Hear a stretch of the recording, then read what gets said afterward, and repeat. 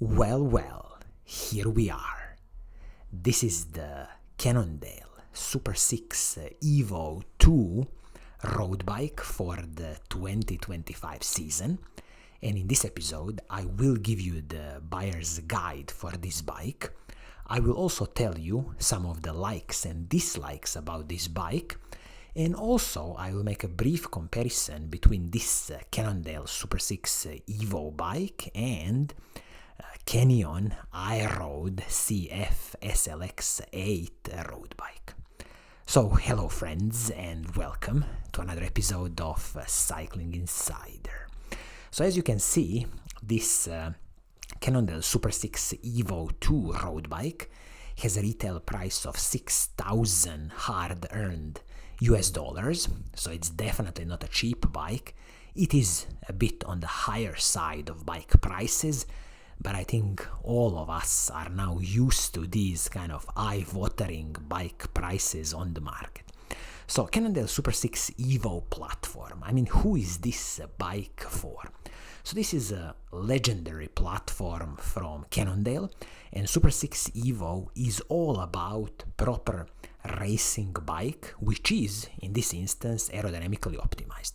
So as soon as you look at this carbon fiber frame and the matching fork, you immediately see how all the design is optimized to go as fast as possible in a straight line and also to minimize the drag. So this is, I would call it aero race bike. So you can compare it definitely with the likes of Specialized Tarmac. You can also compare it with like the Trek Madone bike. So this is this sweet spot of do-it-all aero road bikes.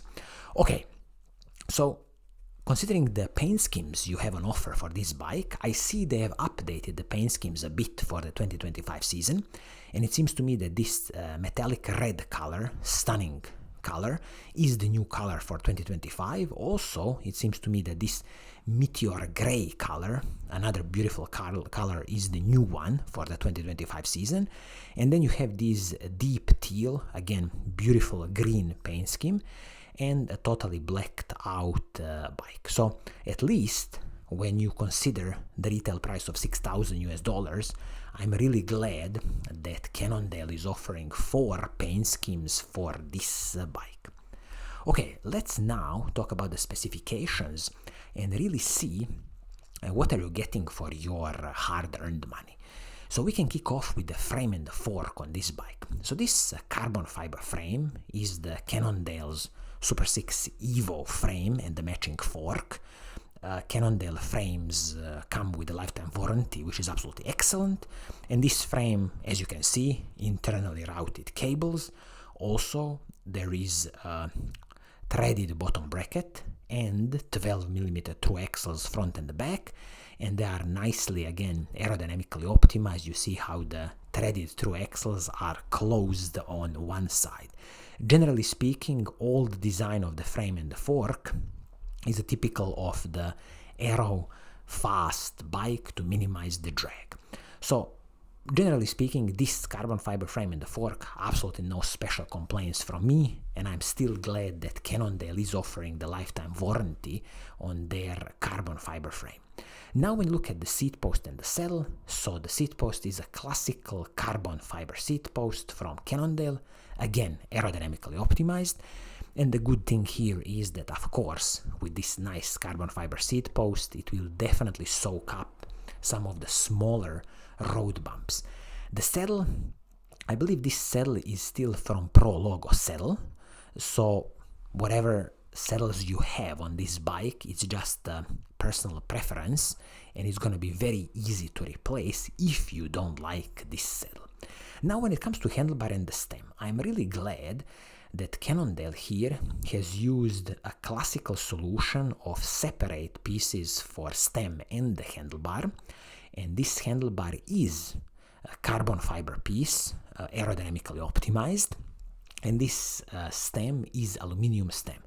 Absolutely perfectly fine solution, and I'm really glad that because these are separate pieces, nothing is, proprietary here, easy to replace, easy to upgrade in the future, and also it's going to be easier to adjust your position on the bike. Also, as I'm seeing here, the internally routed cables for the hydraulic disc brakes are nicely routed at kind of the bottom of the handlebar and then into the frame at the bottom of the stem. So very nice solution here. As I say, nothing super proprietary and easy to adjust your position on the bike. That's what I like to see. And of course, they could have gone, full on integrated handlebar and the stem, but this is just a much better solution in my opinion. Now let's talk about the group set on this bike. So this is the famous Shimano Ultegra Di2 electronic group set. So a 12-speed electronic group set, absolutely stunning from Shimano. There is no complaints about this group set, and I'm also glad that there is no cutting corners here. So shifters, front mech, and the rear mech on this bike, everything is Shimano Ultegra Di2 group set. And also, when you look at the chain, Shimano Ultegra 12-speed chain, very nice. Also, when you look at the crankset, so this is a Shimano Ultegra crankset at the front, double chain rings, of course, and these are 5236. And this is immediately paired with the cassette at the back, which is 1130, also Shimano Ultegra cassette. So I'll just mention here that 1130 cassette, you definitely see that this bike is geared towards going as fast as possible in a straight line. So if you live in a mountainous area, I strongly suggest you that when you destroy this cassette, of course, then you can upgrade, for example, to the 1132 cassette, just because it's going to give you a bit more gear ratio to climb any steep mountains. But generally speaking, they didn't cut corners here. It is a full-on Shimano Ultegra Di2 electronic group set. Now when you look at the braking system on the bike, so Shimano Ultegra hydraulic disc brakes front and the back, and again, these are with the superb Shimano Ultegra braking rotors, so excellent heat dissipation, excellent stopping power. The only thing here that I can mention is that in the front, 160 millimeters braking rotor, excellent. And then in the back, you have this tiny 140 millimeter braking rotors. You know my opinion about these tiny braking rotors. I don't really realize or can comprehend why they are putting these small rotors at the back. I wish that it is again 160 millimeter braking rotors at the back, but it is what it is. Probably it's some kind of weight savings of, let's call it 10 grams per rotor. I just think it's ridiculous, and I think all the manufacturers should just fit 160 front and the back. Ultimately, you want the good stopping power, you want the good heat dissipation, so there is no place on these all-in aero road bikes to have tiny 140mm rotors at the back. But again, maybe that's one of my little rants about it, but this is what always bugs me with these aero road bikes. Okay, moving on, speaking about the wheel set on this bike. So this wheel set is the Cannondale's own in-house production, and this is what they call their R45 wheel set, but this is let me just double check. I believe that it is yes, the full name is the Hologram R45 carbon fiber wheel set. So this Hologram R45, as the name suggests, is 45 millimeters rim height, and internally this rim is going to be 21 millimeters.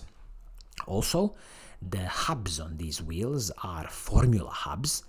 I cannot, say too much about Formula hubs. I've never used them, so I don't know about their reliability. The good thing about this wheel set is that it is a proper, hooked wheel set, tubeless ready wheel set. And the only a bit disappointing thing is that it seems to me that this carbon fiber wheel set is going to be approximately 1,750 grams for a pair. So not the lightest carbon fiber wheel set you can buy on the market now, and I wish that they would work a bit on the kind of internal width of this wheel set. 21 millimeters now is a bit on the narrow side, and also this weight of approximately 1,750 grams is a bit on the higher side. Also, speaking about the tires, these are the Vittoria Rubino Pro tires, 25 millimeters front and the back. Again, a bit of a surprise in my opinion. I would expect them to use 28mm tires here, and definitely this is the recommendation for the future, that once when you destroy these tires, maybe get some tires which are 28mm wide, because ultimately what you want is the good air volume in a tire, and then definitely your bike ride is going to be much smoother. So considering the price tag of $6,000 and also considering that the total weight of this bike in some kind of size 56, I would expect it to be somewhere around 7.5 kilograms ready to ride. What would be some of the likes or dislikes with this bike? So I'll kick off with the likes. So definitely, when you consider this carbon fiber frame, fork, aerodynamically optimized, the full Shimano Ultegra Di2 electronic group set, including the Shimano Ultegra hydraulic brakes, these are all likes and perfect things on this bike. Also, these separate pieces for the handlebar and the stem, I'm so glad that they've included this. But on the other hand, I have to mention that some of the dislikes will include this small 140mm braking rotor at the back, and also I will mention here that this hologram R45 wheel set, I would expect it to be lighter than 1,750 grams approximately. Also, one more thing in the dislike camp, 25mm tires in today's world, I don't think it's enough anymore. I think they should have put 28mm tires both front and the back, just to get you a bit more air volume in a tire and a bit more smoother ride. So these are some of the dislikes about this bike, again, considering the retail price of $6,000. Now, I will just make a brief comparison between this Cannondale SuperSix Evo 2 at $6,000 with the, of course, the main competitor in the US market, which is going to be the Canyon Bikes, Canyon iRoad CF SLX8 Di2, which also has a retail price of $6,000. And I have to mention here, when you consider that Cannondale is also able to sell you a bike for $6,000, I'm very impressed with this price point. And when you look at this Canyon bike, it's a very similar build. So their own CF SLX carbon fiber frame and the matching fork, carbon fiber seat post. In this instance, you are having the one-piece handlebar and the stem, carbon fiber.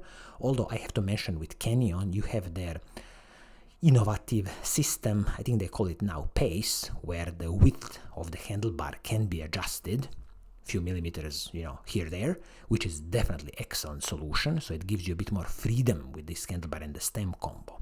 Also, considering other components on the bike, full Shimano Ultegra Di2 group set in this instance, again, shifters, front mech, rear mech, crankset, chain, and the cassette, everything. They didn't cut corners here. Also, when you look at the hydraulic disc brakes front and the back, Shimano Ultegra, with the famous small 140mm rotors at the back, and in this instance with the Canyon bike you are getting the DT Swiss Arc 1400 wheel set. So this DT Swiss Arc wheel set is a bit lighter than the Cannondale hologram wheel set. I believe these DT Swiss wheels will come something about 1600 grams, also tubeless ready wheel set, hooked wheel set. And the tires on this Canyon bike, Continental GP 5000 tires, and I believe that Canyon is still using here a 25mm tire at the front and 28mm tires at the back. So very similar build profile of this Canyon iRoad bike to the Cannondale SuperSix Evo bike, and the biggest difference is that also with Canyon bike you will get the 4i power meter included on these cranksets. So this is a nice little addition from Canyon. I think this is a single-sided power meter you will get. So considering the retail price of $6,000, I'm pretty impressed what Cannondale has managed to do compared with their main competitor of Canyon iRoad bike. So this is really a very tight competition here, and I'm guessing this is just going to end up as your personal preference. Do you like more the Cannondale, let's say, design language with their Cannondale SuperSix Evo 2 and their legendary platform, or you maybe prefer the direct-to-consumer brand Canyon iRoad CF SLX. Also, when it comes to the weight, I'm guessing both of these bikes in size, let's call it 56 or medium, will be approximately 7.5 kilograms ready to ride. So all in, I'm pretty impressed what Cannondale has done with this latest iteration of the SuperSix Evo 2 bike at $6,000 US, and it's a very nice competition to the Canyon iRoad CF SLX 8 road bike. So this is gonna be it for today. I hope you like what I'm doing. If you do, keep on watching, keep on liking, and as always, I will see you soon in the next episode. Cheers!